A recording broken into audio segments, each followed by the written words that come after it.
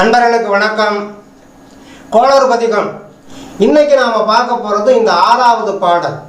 ஞானப்பால் உண்ட ஞானசம்பந்த பெருமான் மனித வாழ்க்கையில் ஏற்படக்கூடிய பல வகையான இன்னல்கள், இடையூறுகள், எந்த ஒரு செயலை தொடங்க போனாலும் அதுக்குன்னு ஏற்படக்கூடிய சில தடங்கல்கள், அந்த மாதிரி இடர்பாடுகள், இன்னல்கள், தடங்கல்கள் ஒரு மானிட வாழ்க்கையில் எதிர்படாமல் இருக்கணும்னு சொன்னால் அவன் ஒரு உண்மையான சிவனடியாராக இருக்கணுங்கிறதுக்கு ஞானசம்பந்த பெருமான் அவர்களுடைய இந்த தமிழ் மந்திரம் மிக அற்புதமாக ஒவ்வொருத்தருக்கும் அது துணை புரியும்.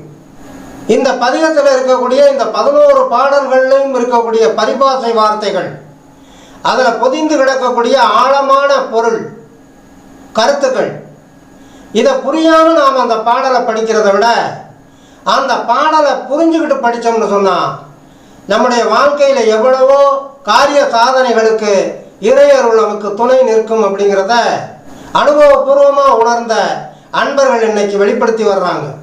அந்த வகையில் இந்த பாடலையும் சொல்லி அந்த பாடலில் இருக்கக்கூடிய ஒவ்வொரு வார்த்தைகளுக்கும் உண்டான ஆழ்ந்த பொருள், பொதிந்து கிடக்கக்கூடிய நுட்பமான பொருள், கருத்து, புராண இதிகாச வேதாந்தங்களிலே இருந்து கிடைக்கக்கூடிய சம்பவங்கள், இதையெல்லாம் கூட சுட்டி காட்டி நாம் ஒவ்வொரு பாடலுக்கும் உண்டான தெளிவான விளக்கங்களை கொடுத்துக்கிட்டே வர்றோம். அந்த வகையில் நாம் இதுவரையிலையும் கோளறு பதிகம்ங்கிற இந்த பதிகத்தில், இந்த அருமையான தமிழ் மந்திரத்தில் இதுவரையிலையும் 5 பாடல்களுக்கு பொருளை நாம் தெளிவாக விளக்கமாக பார்த்துட்டோம். இன்றைக்கி நாம் பார்க்க போகிறது இந்த 6வது பாடல்.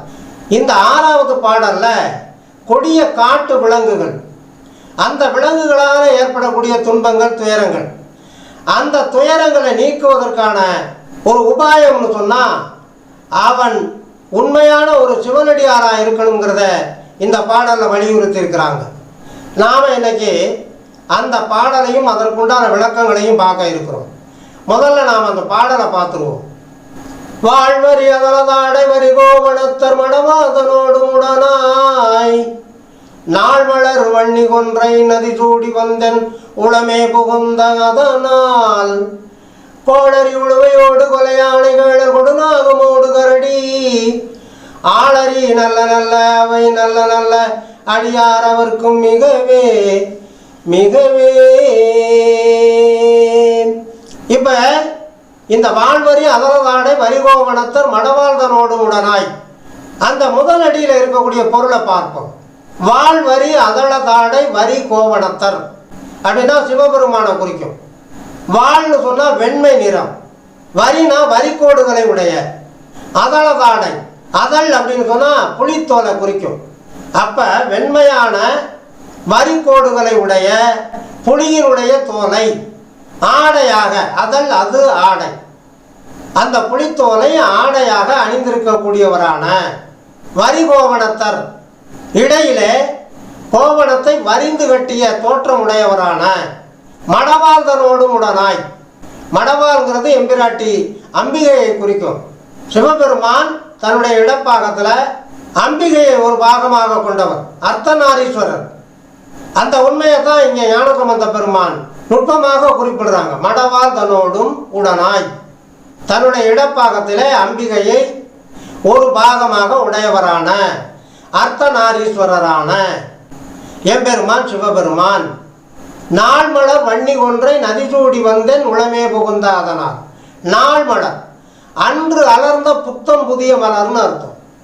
வன்னி மலர், கொன்றை மலர், அந்த மலர்களோடு நதி சூடி, கங்கா நதியை தன்னுடைய சடாமுடியிலே சூடியிருப்பவரான வந்து என் உளம் புகுந்த அதனால், சிவபெருமான் என்னுடைய உள்ளத்திலே வந்து குடிபுகுந்து இருப்பதனால். கோளரி உழுவையோடு கொலையானை கேளன் கொடுநாகமோடு கரடி. கோளரி உயிரை கொலை செய்யக்கூடிய கொடிய குணம் கொண்ட அரி, சிங்கத்தை குறிக்கும். அடுத்து உழுவை, உழுவைன்னு சொன்னால் புலியை குறிக்கும். கோளரி உழுவையோடு கொலையானை, மதம் பிடித்த யானை. கேளன் காட்டுப்பன்றி, முள்ளம்பன்றின்னு சொல்லுவோம்ல. கோளரி உழுவையோடு கொலையானை கேளன் கொடுநாகமோடு கரடி, கொடுநாகம் நாகப்பாம்பு, கரடி, ஆக இது போன்ற வன விலங்குகள். இது தவிர ஆளரி, ஆண் சிங்கத்தை குறிக்கணும். முதவே கோளரி சொன்னார், அடுத்து ஆளரி சொல்கிறார். ஆளரிங்கிறது ஆண் சிங்கத்தை மட்டும் குறிப்பிட்டு சொல்லக்கூடிய சொல்.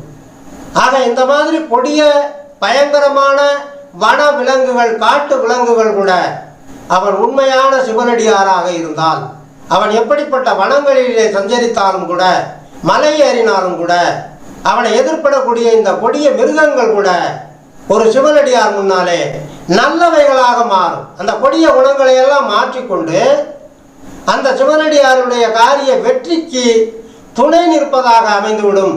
அப்படிங்கிறத இங்கே சூட்சமமா ஞானசம்பந்த பெருமான் குறிப்பிடுறார். அவன் செய்ய வேண்டியது அவன் சிவனுக்கு உண்மையான அடியாராக விளங்க வேண்டும் என்பதுதான். தன்னை மறந்து நின்னை நினைப்பவர் செம்மை மனத்திலும் தில்லை மன்றினும் நடம் ஆடும் அம்பலவான அப்படின்னு நாம் இந்த பதிவுக்கு முன்னால் ஒரு பதிவு போட்டிருந்தோம் இல்லையா? ஆலய வழிபாடும் போது கூட அவன் தன்னை மறக்கணும், தான் ஒரு உண்மையான சிவபக்தன் அப்படிங்கிறத வெளிக்காட்டும் விதமாக அவனுடைய உள்ளம் முழுவதும் சிவனே நிறைந்திருக்கக்கூடிய அளவுக்கு அவன் தன்னை அர்ப்பணித்து கொண்டு சிவபக்தனாக இருந்தானால் அவனுக்கு வன விலங்குகள், காட்டு விலங்குகள், பயங்கரமான மிருகங்கள், இதனாலே இருந்தெல்லாம் வரக்கூடிய துன்பங்கள், துயரங்கள் ஒன்று கூட அவனை நெருங்காது. அப்படிங்கிறத இங்கே ஞானசம்பந்த பெருமான் சுட்டி காட்டி இருக்கிறார் என்று சொல்லி, இனி அடுத்து வருகின்ற 7வது பாடல் அதற்குண்டான விளக்கத்தையும் தெளிவையும் தொடர்ந்து பார்ப்போம். தொடர்ந்து வாருங்கள், ஆதரவு தாருங்கள் என்று கேட்டு இந்த அளவோடு நிறைவு செய்கிறேன். நன்றி, வணக்கம்.